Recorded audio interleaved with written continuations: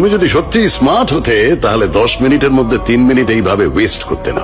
কিছু মনে করবেন না, আপনিও যদি সত্যি স্মার্ট হতেন তাহলে নিজের মেয়ের ভবিষ্যৎটা 10 মিনিটে ডিসাইড করতেন না, মিস্টার কৃষ্ণ কুমার বর্ধন। কৃষ্ণ কুমার বর্ধন, অনেকদিন পর নিজের পুরো নামটা শুনলাম। Let's play a game. আমি কিন্তু হারতে পছন্দ করি না। স্যার, আপনার সামনে যে বসে আছে সেও জীবনের প্রতিটা খেলা জিতেই এসেছে। ম্যাচ শুরু হওয়ার আগে ট্রফিতে আমার নাম লেখা থাকতো স্যার। এইখানে আমার কাছে দুটো গল্ফ বল আছে, এর মধ্যে একটাতে গোল্ড আছে আর একটাতে সিলভার।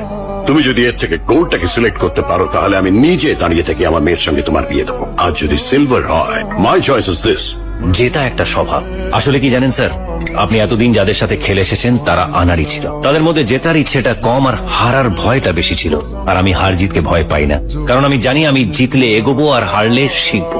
সাধারণত এই ফর্মুলাটা আমি কারোর সাথে শেয়ার করি না, আপনার সাথে করলাম। And my choice is this. লোকে বলে টাইম ইজ কনস্ট্যান্ট, ভুল বলে স্যার, সময় বদলায়। গোল্ড। সুতরাং আমি জিতলাম, তার মানে আপনার মেয়ে এবার আমার সাথেই থাকবে। আপনি শুধু জায়গার লগ্নটা ঠিক করে রাখবেন। By the way, thanks for the tea. Well played Aditya Mukherjee, son of Rudra Pratap Mukherjee. Krishna Kumar Bardhan, it's not just a name. আমার এই পুরো নাম ধরে শুধু একজনই ডাকলো, তোমার বাবা। কেমন আছে তোমার বাবা? আসলে পালিয়ে গেলে লাইফটা তো আর নর্মাল থাকে না। আমাদের এই ব্যবসায় বন্ধুর থেকে শত্রুকে বেশি চিনে রাখতে হয়। বলা তো যায় না কখন ছবল মেরে দেবে। 30 বছর পর বাবার হয়ে বদলা নিতে এসছো, হ্যাঁ? পুরো সিনেমার মতো। মোটিভটাও খুব স্ট্রং। মাত্র 3টে মিটিং এ আমার মেয়েকে ইমপ্রেস করে আমার সঙ্গে দেখা করতে চলে এলে। তার মানে তোমার হাতে সময় খুব কম। কদিন বাঁচবে তোমার বাবা? 6 মাস, 3 মাস, নাকি 30 দিন? আই গেস 30 দিনই হবে। বাবার শেষ ইচ্ছে পূরণ করতে এসছো, হ্যাঁ? তোমার বাবা তোমাকে কি বলেছে? আমি তাকে ঠকিয়েছি।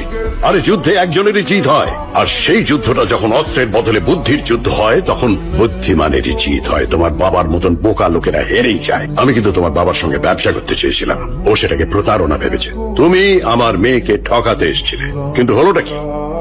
25 কোটি টাকার গিফট। বিউটিফুল। এত দামি গিফট দিলে তুমি আমার মেয়েকে, কিন্তু দুঃখটা কোথায় জানো? এই দাবার গুটিগুলো সব আমার সাজানো। এখানে ঘোড়া আমার, মন্ত্রী আমার, রাজাও আমার। আমার ব্যাংক ব্যালেন্স 35,000 crore। আমার এই 30 বছরের সম্পত্তি তুমি 30 দিনে নিয়ে নেবে ভেবেছো? বললাম না তুমি স্মার্ট, কিন্তু আমার সামনে আসার আগে অব্দি। স্যার, উনি এসে গেছেন। Your time's up. আমার সঙ্গে 10 মিনিটের অ্যাপয়েন্টমেন্টের জন্য আবার 1 বছর ওয়েট করো। For a break. 1 second sir, ব্রেকটা একটু পরে নিন। Let's start the meeting. Excuse me.